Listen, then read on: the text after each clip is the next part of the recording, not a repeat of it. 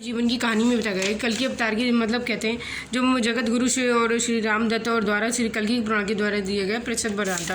रामचरित हमारे इसमें भी हमारे जगत गुरु स्वामी स्वप्न नामी सरस्वती जी ने कल्कि पुराण में जो उनका प्रसाद किया। ऐसे ही इन सबको पता था कि मतलब कल्कि अवतार जी का जन्म कहाँ होने वाला, क्योंकि ये सब लोग भगवान के एक ही अवतार थे। और कहते हैं इन्हीं के रूप में से एक बावन अवतार था, जो उनके कई सारे अवतार जो उन्होंने गुरु के रूप में जन्म लिया था।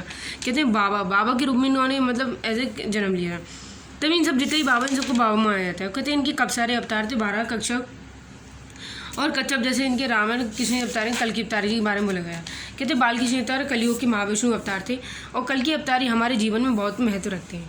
कल्कि अवतार के जी बारे में बताया सूत जी को इनकी स्त्रियों कली कथा को सुनाते हुए कहते हैं कि मतलब जैसे कि ब्रह्मा जी सभी देवताओं को लेकर भगवान विष्णु की उपासना उन्हीं कली के दो धर्म होने की स्थापना विस्तार से की। देवताओं की कथा सुनाकर विष्णु ने संबल ग्राम में विष्णु इसकी पत्नी को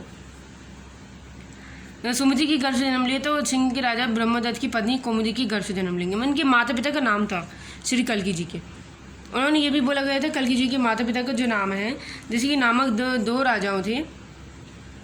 राजा थे इनके, तो इनके बारे में बताया गया है। दो राजा जो थे इनके नामक दो राजाओं नशा शर्मयुग के बैकुंठ लोक में प्रदान किया। माता सुमति और वगैरह उनके जो कहते हैं ना गर्भ से जन्म लेंगी। वैशाख के माघ की सूल पक्ष को माता पिता के इनके बारे में बताया। बहुत प्रसन्न होंगे और त्याग लेकर साधारण मनुष्य लेकर आश्रित हो गए। कहते हैं कि मंगलचार करने वाले और इनके महेंद्र पर्वत के रहने वाले भगवान विष्णु कल्कि जी की जनी आश्रम में वेदों को ज्ञान सुनाते हुए बोलेंगे।